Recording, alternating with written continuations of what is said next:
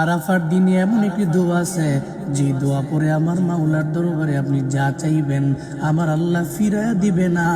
আপনার জিন্দেগীর যত চাহিদা আছে সব চাহিদার কথা আল্লাহর দরবারে বলবেন, আমার আল্লাহ ওই দিনে ফিরায়া দেয় না। আরাফার দিনে বহু মানুষের যত চাহিদা আমার আল্লাহ পূরণ করে দেয় সেই দোয়া পড়লে।